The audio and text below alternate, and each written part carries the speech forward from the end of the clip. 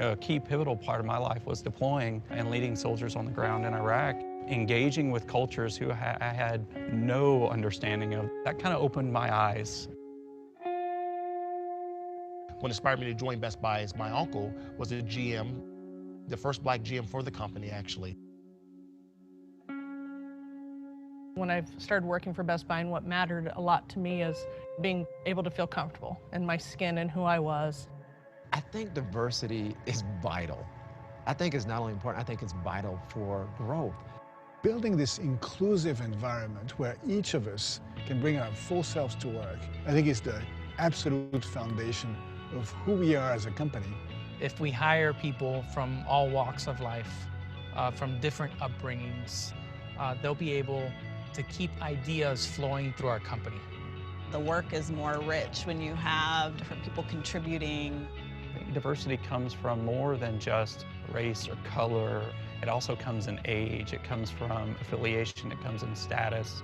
I'm talking about diversity of thought, diversity of gender.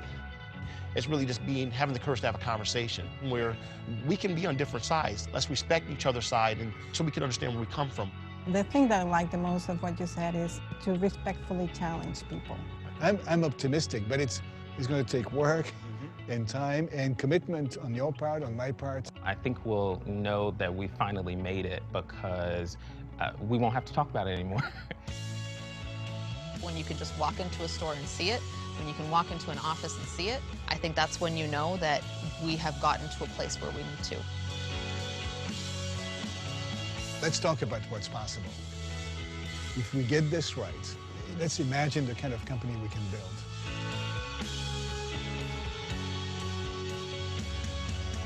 Are we going to make this happen? Absolutely. Let's go make this happen. I love it.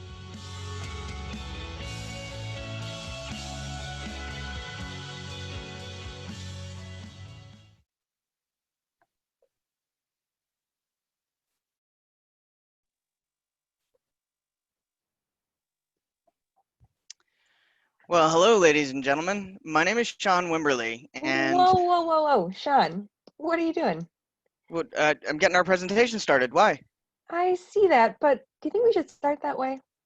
What do you mean? I mean, I'm sure there are more than a few folks who have already tuned out. Oh, that's not good.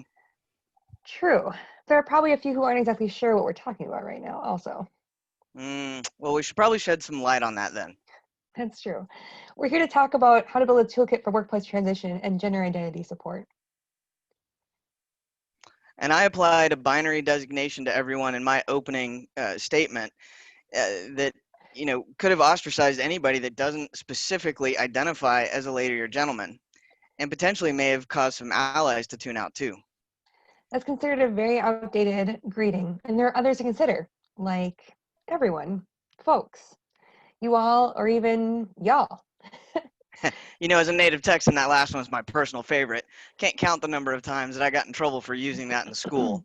Anyway, moving on. Well, welcome everyone. If you find yourself asking, why is using an introduction like ladies and gentlemen an issue, or are you just realizing why we called out that introduction, we're really glad you're here. And if you not only understand it, but were feverishly figuring out how you were going to call me out on the introduction I used, if you haven't already done so in the chat, well, we're glad you're here too. Over the next hour, Monica and I will illustrate how all of us, regardless of what level of understanding we have or how engaged we are with this work, can use the same resource to achieve the desired outcome. A workplace where everyone can be their authentic selves. So, while I intentionally began the way I did to illustrate a point, we'd really like to start over in a way that's more authentic to us. Welcome to the final day of the 2020 Out and Equal Workplace Summit, y'all.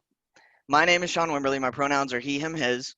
I'm a queer trans man who humbly serves as the Best Buy Pride Employee Resource Group, as well as a member of the Board of Directors for Quorum, our local chapter of the NGLCC, and I'm one of the executive committee members of the MSP Workplace Council.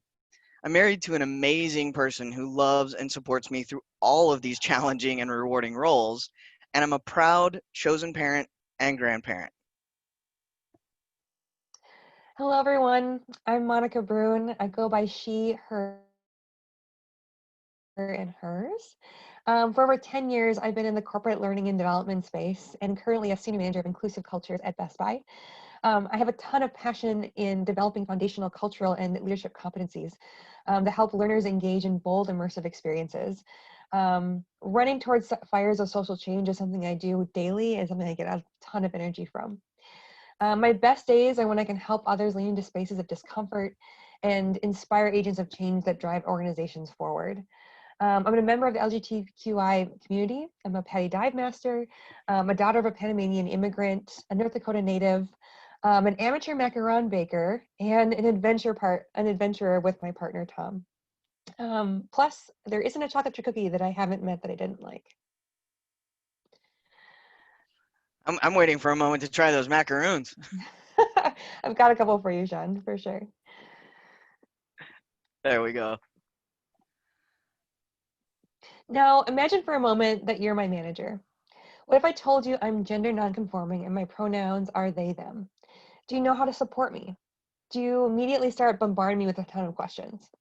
Do you just point me to HR instead? What if I tell you I'm transgender or that I'm transitioning? Do you know what resources there are internally to support me? Do you know how to have that initial conversation? What about making a plan to inform the rest of the team? These are real situations people leaders are expected to be able to manage, but aren't always prepared for. Has something like this ever happened in your organization?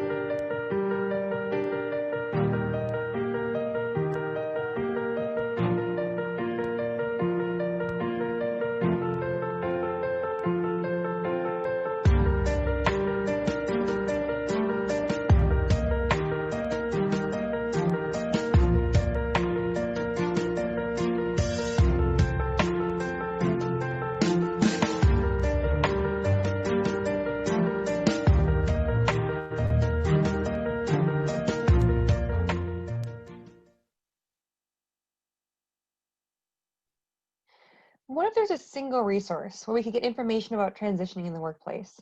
In that same resource, we could learn about creating an inclusive environment for gender expansive folks. Wouldn't that be awesome? These are questions that many of us have struggled with in our organizations. And when I attended my first Out and Equal conference in October of 2017, our Chief Diversity and Inclusion Officer reached out requesting information around supporting leaders of employees who are transitioning at work. So I attended several of the conferences and workshops that were focused on transgender, non-binary, and gender non-conforming experience. And while informative in so many ways, none of them really just gave me what I needed. So a few of us at Best Buy began ideating on what an internal resource for us might look like. But we really kind of leaned into who would maintain it, what the content would be, even where it would be housed. So we really never got beyond the point of ideation at that time. A few months later, a self-identified trans employee set a meeting with individuals across our company, and the message was incredibly clear. She had not had a good experience navigating Best Buy's benefits, policies, or even workplace politics. But because she was courageous, vulnerable, passionate, and determined, she paved the way for benefits enhancements and several critical conversations. Because of this, others were seeking her out to help locate resources, understand available benefits, and often to be a friend just to talk to. She had unofficially become Best Buy's trans advocate, and she needed help. She was about to go on leave of absence and wanted to make sure other employees were getting the help they needed too.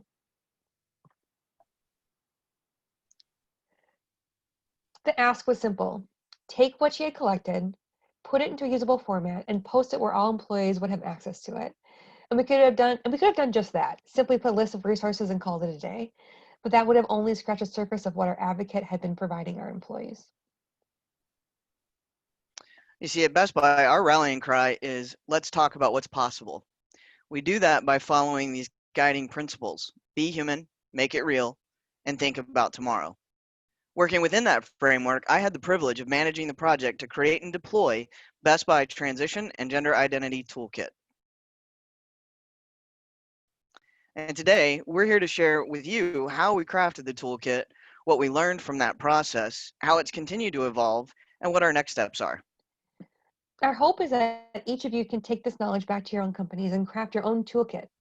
Because in the end, this work is about inspiring inclusive leadership and a sense of belonging. So let's get started.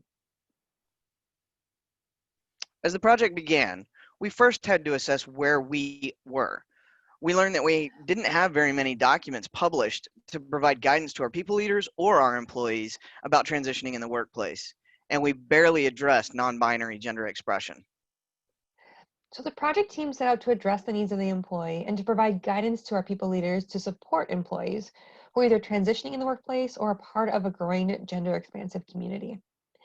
To accomplish this, we assembled a project team made up of employees from all around the company.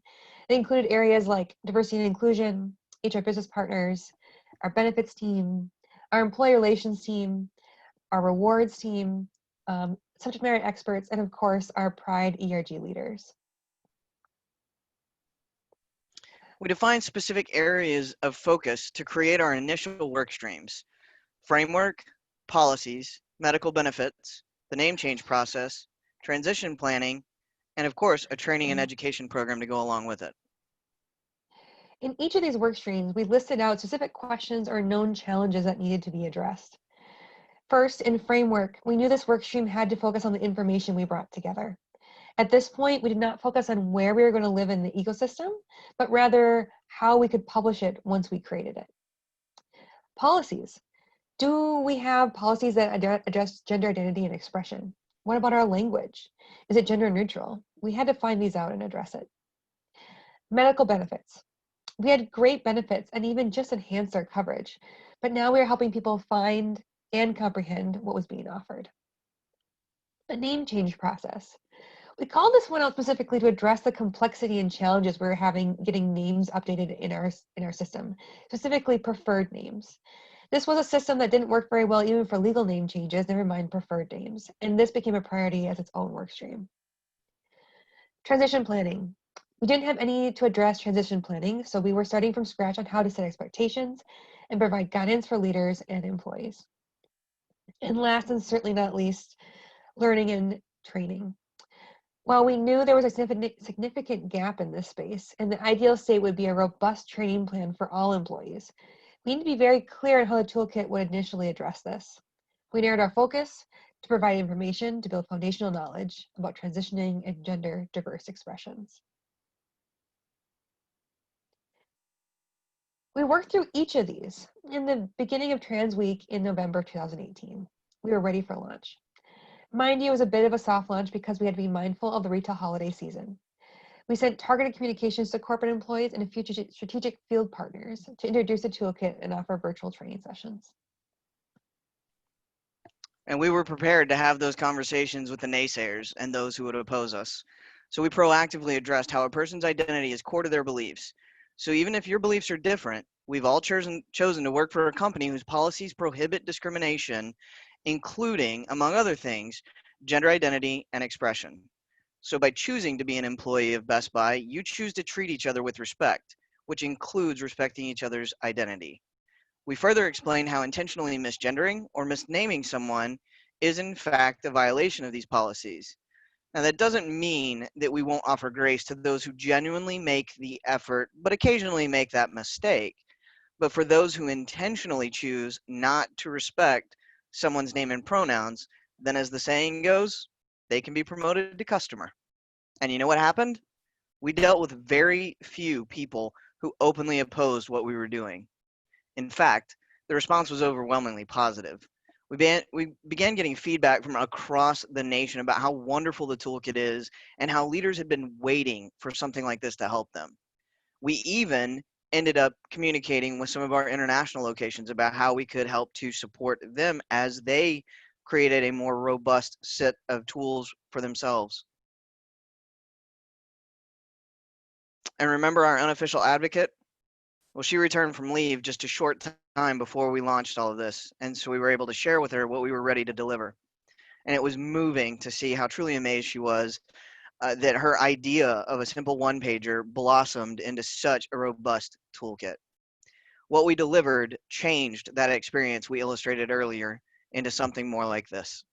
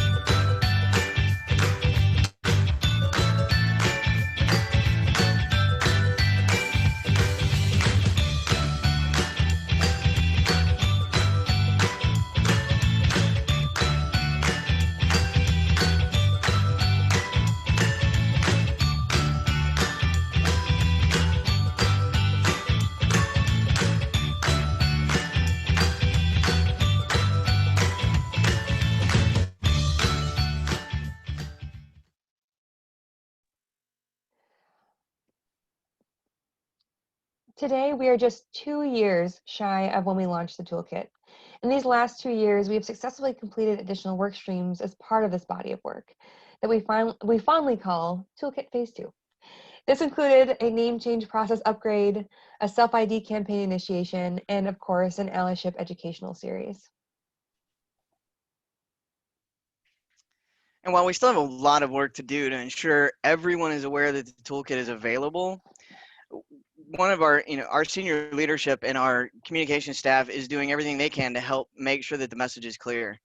It was referenced in our annual workplace harassment and discrimination training, which is mandatory for every employee. It was also highlighted by our Chief Human Resources Officer in a letter that she sent to the entire company during Pride Month last year. And it has been openly discussed in multiple communications from senior leadership and featured on both our internal and external websites. Even with all these accomplishments, there's still so much to be done. We need to continue to raise awareness and promote education around gender identity and expression to ensure our leaders are prepared for the future workforce. So Best Buy can truly position itself as an employer of choice, and that work, Toolkit Phase 3, begins in February.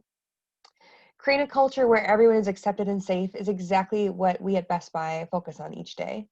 In the days where safety and hearing everyone's voice has never been more paramount, teaching our company to lean into courage, be empathetic towards all experiences, challenge our own biases, and actively choose vulnerability through offering grace when we aren't our best is the direction we believe in fighting for daily.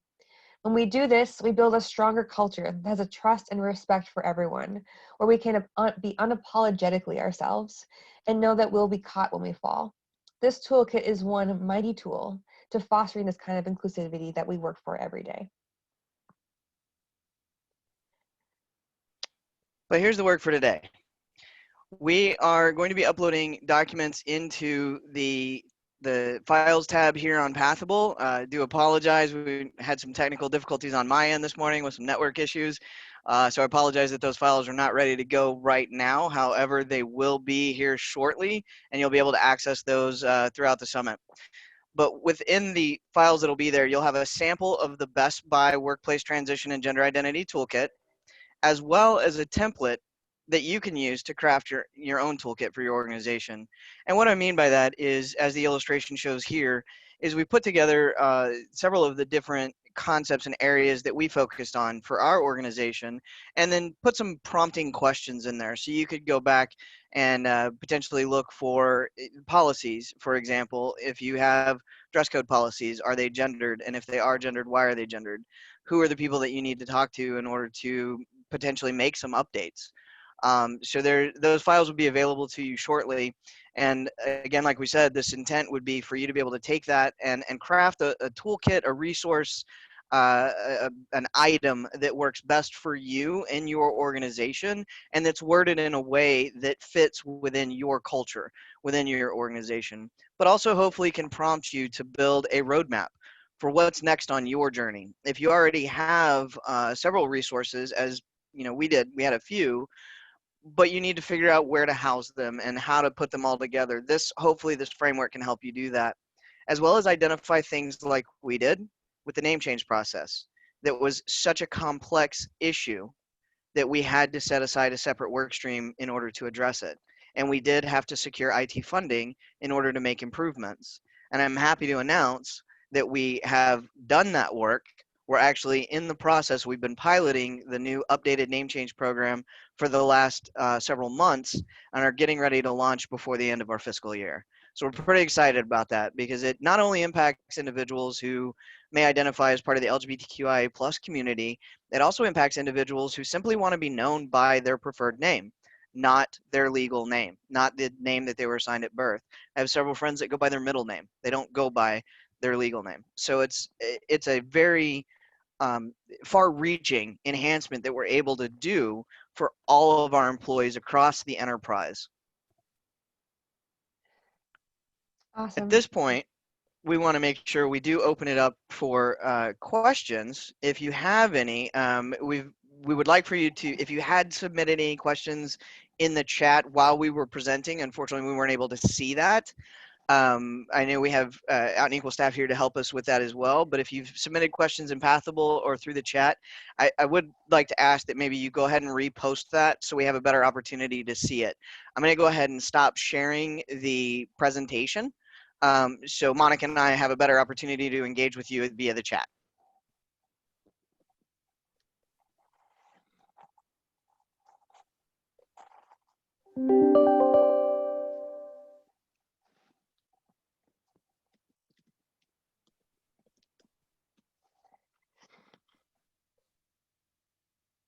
Well, you know, just fun times today. Nothing seems to be working. How's that? Are we back now? I think so. Okay.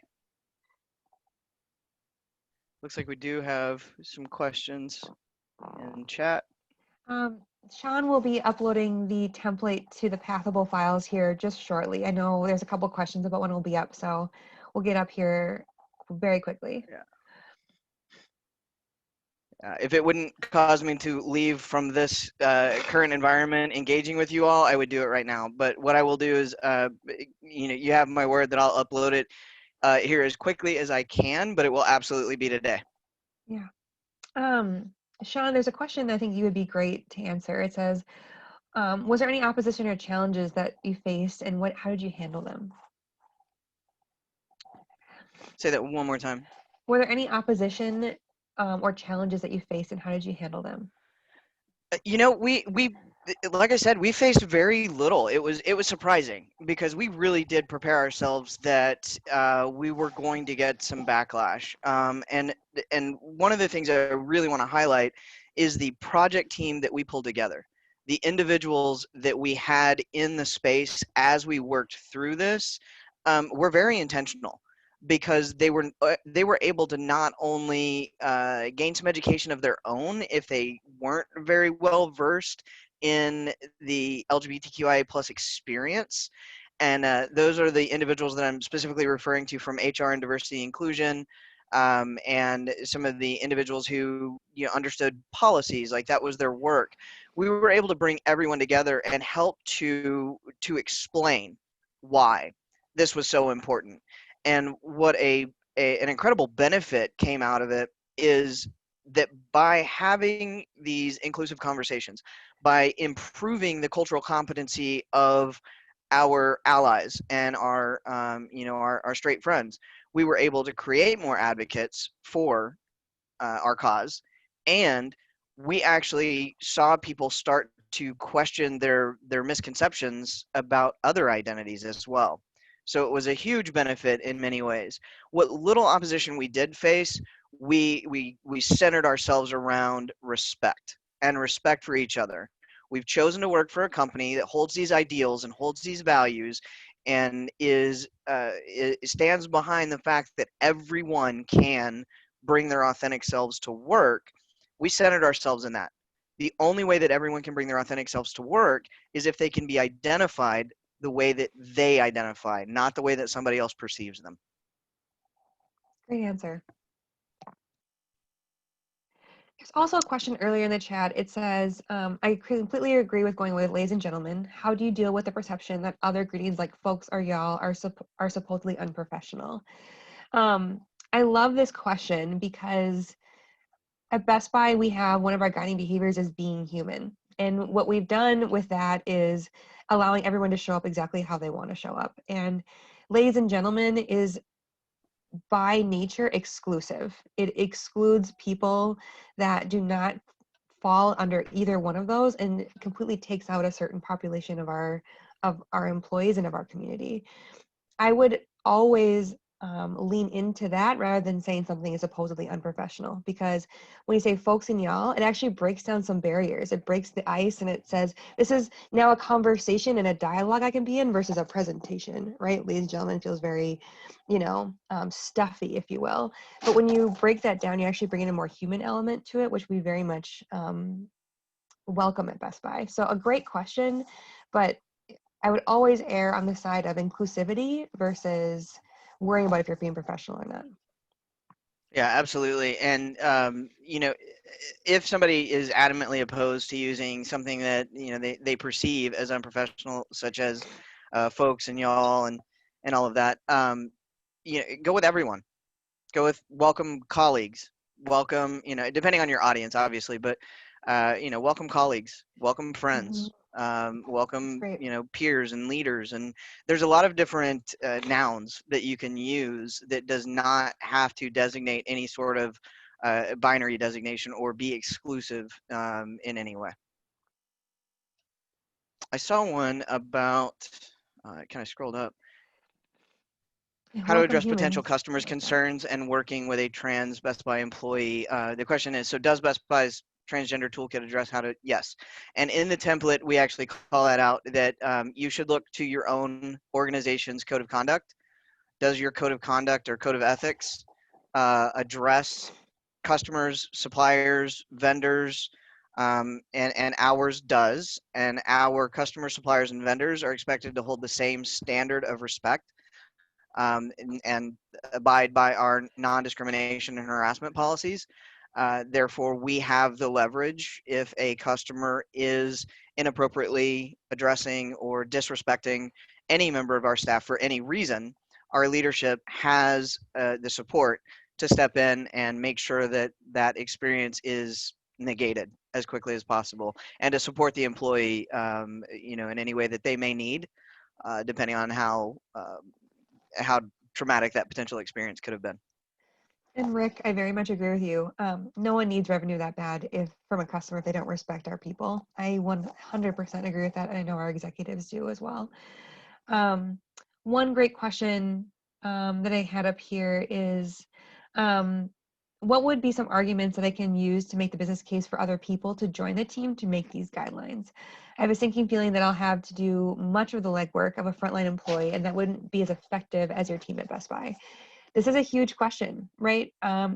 Collaboration and working together is incredibly important, especially from leaders who can make a big impact and big change. Especially at big companies like Best Buy, there are people who have bigger voices than others, and having those as advocates and allies is an incredibly important part of this work.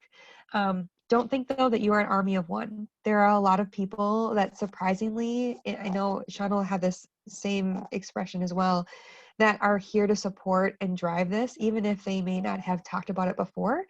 There is an incredible movement right now to be allies of each other and just for each other in this.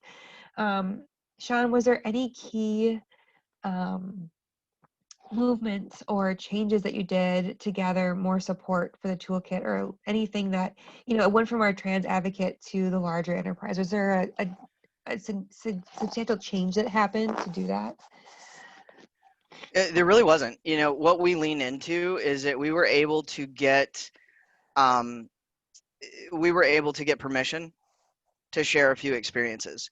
And when if you think about how we succeeded with marriage equality, it was one conversation at a time, right? It was sharing the experiences of others who had not been able to be their whole selves, right? And we talked about, unfortunately, some very negative experiences of individuals who had approached their leader. And the video that we shared in the very beginning was quite tame compared to some of the experiences that were relayed to us.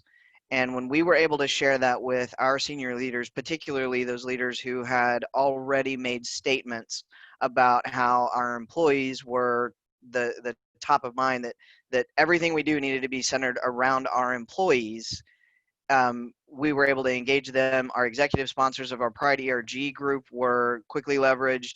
And that's really what did it for us. To get the buy-in was just to talk about how, how negative of an experience, unfortunately, that these other folks had, and helping to think about, how do you relate that to someone? How do you relate a negative? We more than likely have all had some level of negative experience. How do you relate that to someone? How can you ensure that what you're evoking from them is empathy? Because that empathy is powerful.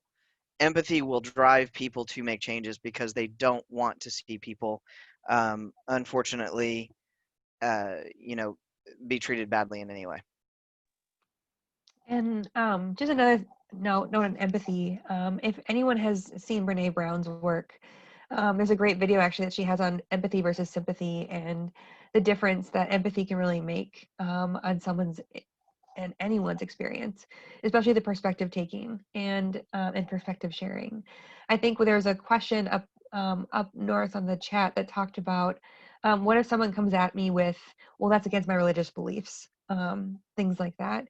That is a really hard thing to overcome, but with empathy, anything, and courage especially, you can help show a perspective and also take a perspective to find common ground, to understand why that person is choosing that, but also they can see your perspective as well. In an incredibly divisive time that we're in right now, having empathy for each other's perspectives can't be more important.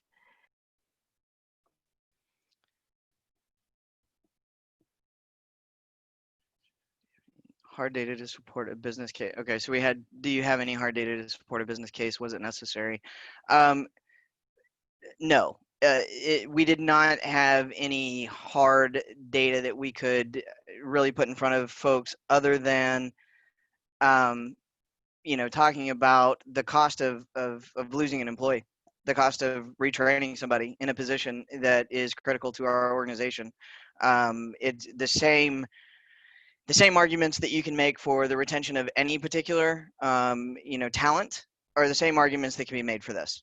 When it comes to benefits, for example, you know, I know one of the arguments that has been made specifically around the military, unfortunately, has been the cost of the benefits. And we were able to work with our benefits team and show, because we already had these benefits, we just didn't have a single resource to help people understand and comprehend what they were. It was pretty easy for us to make that argument. If you don't have those benefits, I would say start working with your benefits team. There is enough data out there. We didn't have it necessarily at Best Buy, but I guarantee you the insurance sectors, the McKinseys out there, they have it that you can use to help with this.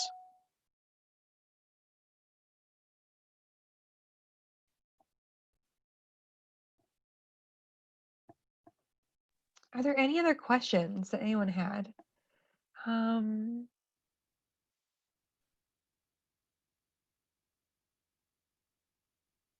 Medical insurance, I'm seeing a lot of questions about that. You know, I don't have a perspective on the medical insurance side. Sean, do you have any more context on the medical insurance, how we got trans medical insurance and how things have been covered? Any more details on that? Not really. And the only reason I say that is I'm not a benefits expert by any means, and that's why we partnered with somebody that is.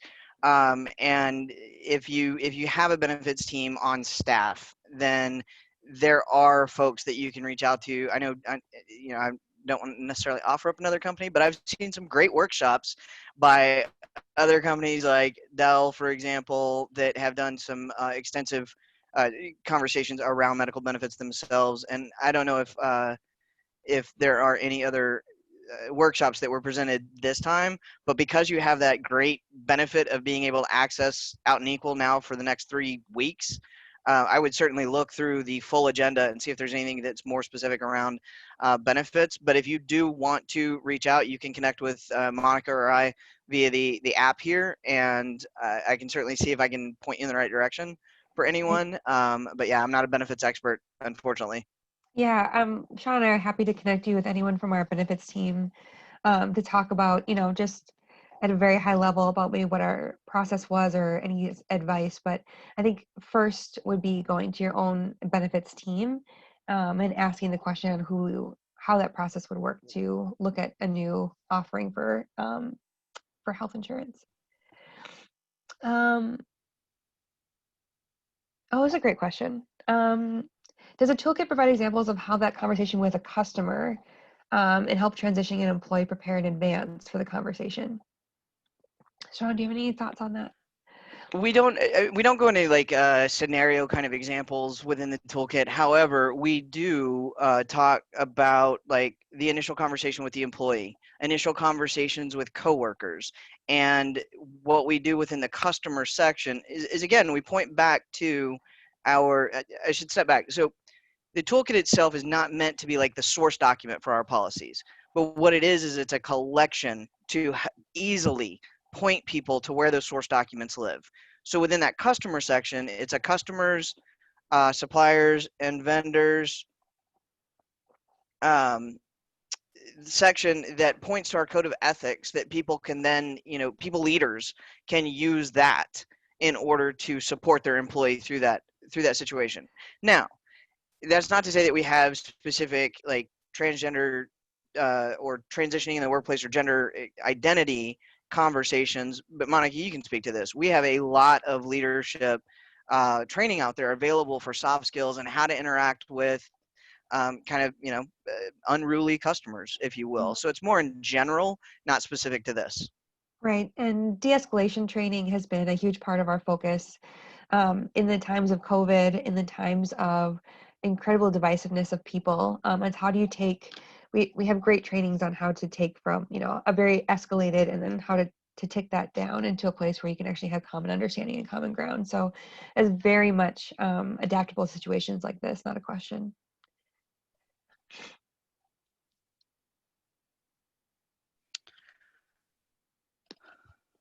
Let's see. Yeah, I'm gonna apologize. I know you can see I'm looking at my phone. So here's the fun part of my day. I'm actually also involved in another conference right now, and there's apparently a technical difficulty on that side. Oh no. And I'm responding to things. So Oh, my no. apologies to everyone for that. I'm really hopeful that I'm able to take care of this really quickly. So Yes, Monica, have you got it for a moment? I I apologize. got it. I'm gonna be looking through some It questions. wouldn't be a day on a virtual conference without a technical problem, right? Oh, right. Try to be at two places at once, Sean. Yeah, All days, exactly. right. I totally get it. So I'm gonna step off to the side. I'll be right back. No worries. All right. I'm looking through some questions here.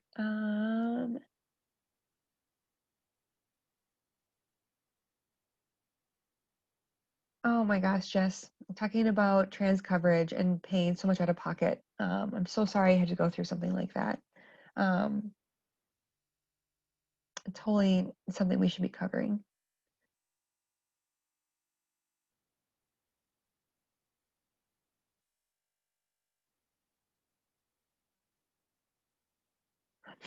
So there's a question on the toolkit having specific sections under gender fluidity.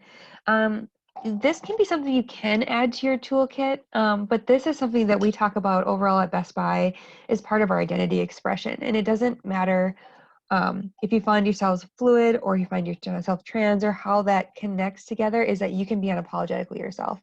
So whatever pronoun that comes up with, but we have specific education I should say we're building education and what it means to be educated on those sorts of things too, because I know there's also a burden that many of us feel that I have to educate others on my identity and what that looks like. And so what we're trying to do is make movements towards educating everyone on what that means, on all the different pronouns and what gender fluidity means versus trans, or however that looks. So we're working towards those things, but those are things that also we're doing in partnership with our Pride ERG.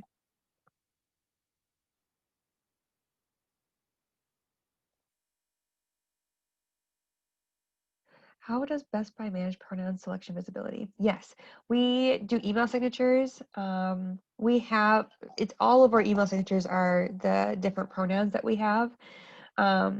We don't have anything in our system as of right now that has gender pronouns. I believe that is something that we're looking into and would love to continue to work forward. I know a lot of our executives are also putting in their emails, but that's one, I didn't even think about this, company directory profiles. I was thinking to myself, we do have like a Best Buy landing page where our corporate executives profiles are, and I would be curious to see if our pronouns are there. And if not, that would be an excellent place to continue our work, is to make sure our executives are showing those pronouns as well on a more visible stage. So great, wonderful suggestion. Definitely taking that back. They're not there yet, Monica, but Not we're there working yet. on it. Yeah. There you go. And as far as like pronouns are concerned, we do have our store employees, their name badges. They're able to select to include their pronouns on their name badges if they wish. At our corporate campus, we were starting down that path to make sure that, on our corporate IDs, we could have that as an option as well. But that was earlier this year before, you know, the world turned upside down. So Right. we've not moved forward on that. We decided to put our efforts and resources into other areas, particularly racial equality. Right. And Best Buy recently approved plans for gender neutral bathrooms. So when our corporate campus does come back, we'll have at least one gender neutral bathroom on every floor. Yeah, we started last year. We actually opened. Our corporate campus has several different buildings, but we have 5 total gender neutral bathrooms in the building. Sorry, 6 in the building today, and that was one of our phase 2 and 3 work streams that we were working on, and it's actually on phase 3 right now, depending on where things land with COVID. But we would be looking to add at least one to every floor. And again, what we did there is made an argument that it's not just about supporting individuals who are either transitioning, are part of the growing gender expansive community. It's also about supporting individuals who maybe are diabetic, who maybe are, have other essential needs that a private space is necessary for them to feel comfortable in taking care of themselves. So we didn't, anything that we do, we always look for what's the intersectionality? How can we make sure that this is a benefit to, getting everything taken care of? So we do have that at our corporate campus, and it's part of the roadmap for our store facilities as we move forward with any remodels or construction. Awesome. Any other questions? Do we miss any?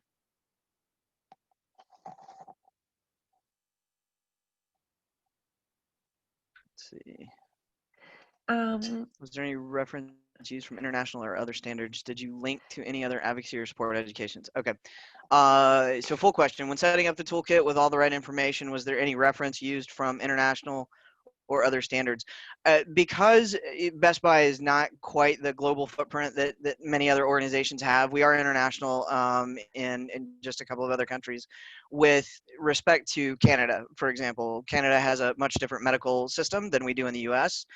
So we provided our framework, we provided our toolkit to our Canada locations, and they took that and adjusted it and made it fit for their needs within that nation. So we did not reference anything international because it doesn't necessarily speak to what our needs were. I do know of other companies that do have a much larger global footprint that they do talk about things such as being transferred into a location that may not be friendly or may in fact be outright dangerous for LGBTQIA staff. And that is something that through the UN standards, which Best Buy has signed on to, is being addressed in most organizations. Like, what are you doing to ensure the safety of your individuals? And so anyone's HR leadership, should be taking that into account for any identity that may be put at extensive risk if they were to be deployed or transferred into another area, but also to make sure that that doesn't necessarily limit their opportunities because they are not safe in another environment, right? So you got to make sure that it's both, that we're not just saying, okay, we won't send you there, that is not somehow going to negatively affect their career path going forward.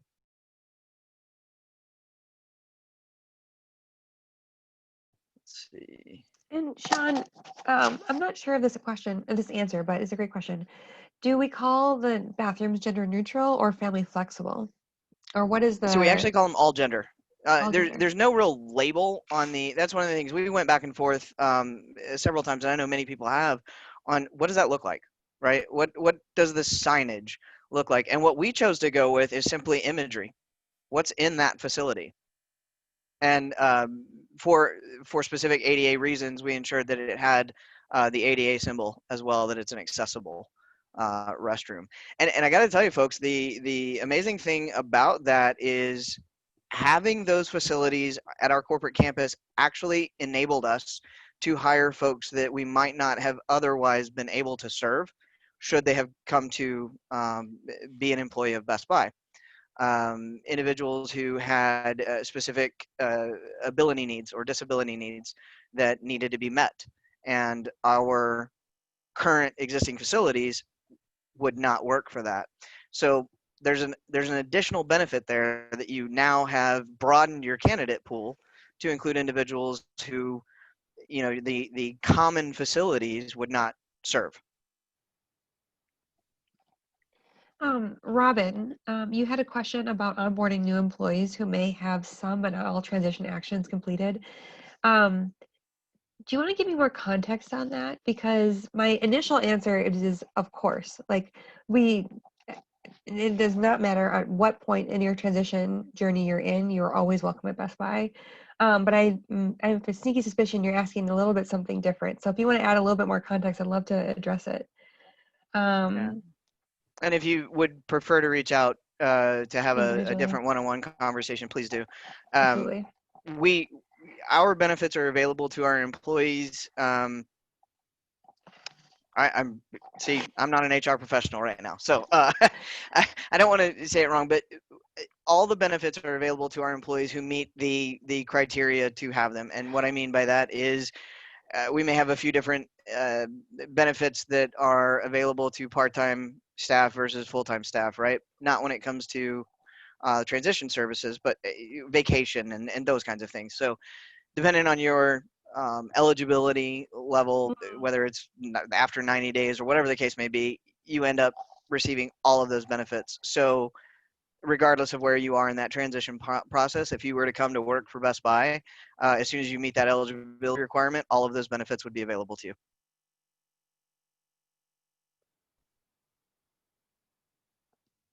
Wonderful. Awesome. Just reading through, got one here. Oh, that's a great question. Yeah, we've had some, there's some conversation around pronoun usage, and we've had some debate on that too. And it's whether or not that we just simply say, you know, use, some individuals have opted for, if you can't use the pronouns I identify with, then say they, them. That's your option. If that works for you, that is your call. If it does not, then yeah, don't use pronouns then. Use my name. And if your policies don't reflect the, you know, the respect and non-harassment, non-discrimination of somebody misidentifying you, I would start talking to some of your HR professionals. If you have a diversity and inclusion team, if you have an ERG or an ARG or BRG, whatever that resource group is for you, I would talk to those folks, because whether you have individuals in your network that you know of that you can reach out to on this, those folks probably do.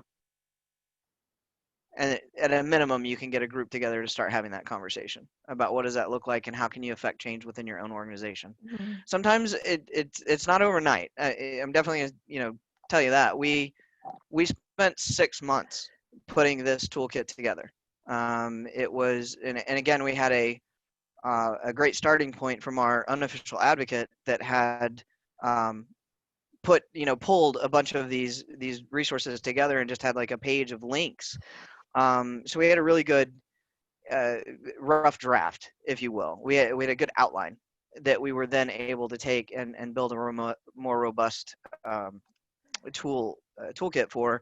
And that's what we're hopeful that the template that I will get uploaded will help you to do at your own organization, because at least it prompts those questions, and you can go out and partner with the right people to find where are these documents housed, where are they sourced, and then also identify if it doesn't exist. If it doesn't exist, then what do you do? What do you need to do to create it? Who do you need to take on as your partners? Where do you need to go to get that support? Is it, again, a resource group executive sponsor?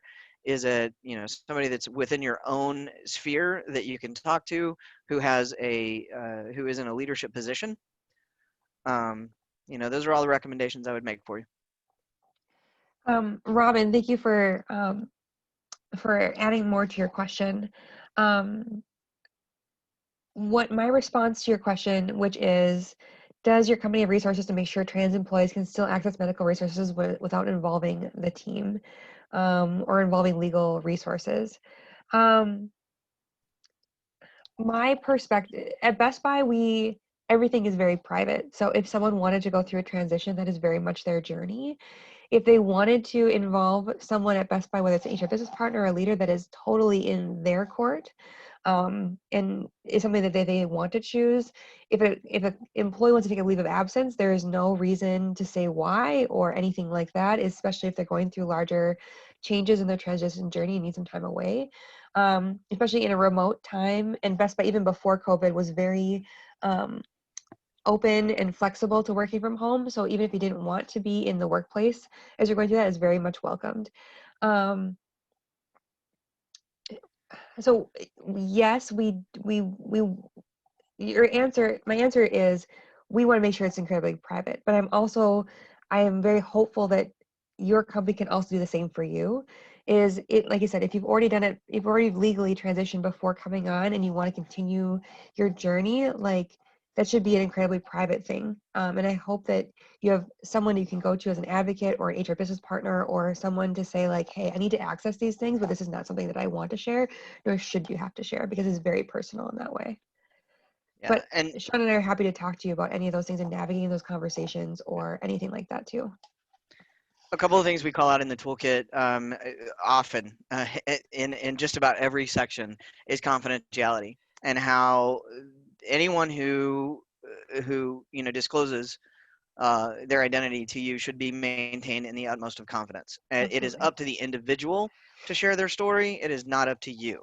So Absolutely. that is addressed in we have several sections. One that is addresses the employee who may be on the journey themselves.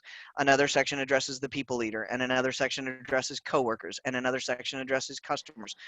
So we've laid out in every single one of those sections, and in each section, we said, we talk about confidentiality and how important it is that you maintain confidentiality at every step of the way. We also talk about transition planning and how, and in the template, you will see there is a sample, transition guideline that you can use. It's very similar to the one that we have in our own toolkit. I've just taken out anything that was maybe proprietary to Best Buy. Or specific to Best Buy, referring to our systems and those things. But it talks about, here's what is the expectation of you and a leader. So Robin, this may or may not address what you're looking for, but we clearly call out how every person's transition is uniquely different.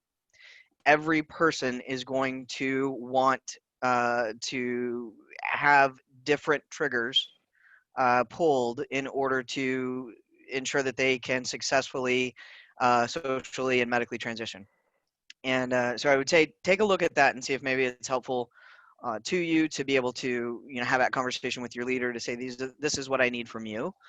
You can certainly share that guidance for leaders and see if that also helps. And Sean, our toolkit is housed, I assume, in the Pride ERG SharePoint, but is it also on MyHR? Oh no, it's on our MyHR. Oh, So perfect. any employee has access to it. Any employee and even contract workers actually have access to it, because while the toolkit is intended specifically for the employees of Best Buy, we do address the fact that there may be contract workers that fall within the scope, and leaders should be prepared foundationally, have that knowledge and understand how systems could be updated, but their medical benefits and things of that nature will be covered by their employee or their employer. But rather, how can we affect a positive, inclusive environment for that individual while they're working under, within our purview, our sphere. And that is totally anonymous. So you have to log in with your credentials, but you don't have to request access or ask anyone for it or answer any questions. It is just something you pull and you can take and you can navigate, of course, with any support from an ally. Yeah. Right now, it's a PDF that lives on our HR website that everyone has access to if you're an employee. Yep. All right. Well, we are at 9:30. That was crazy quick.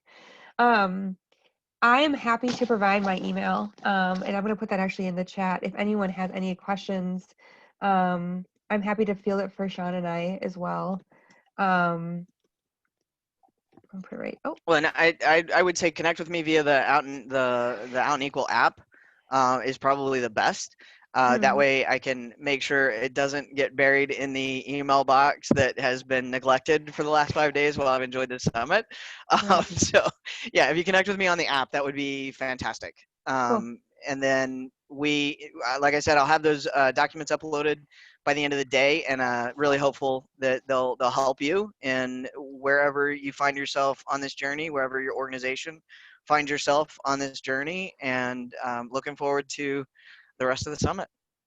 Thank you guys so much. It was wonderful chatting with you. Have a wonderful rest of your weekend.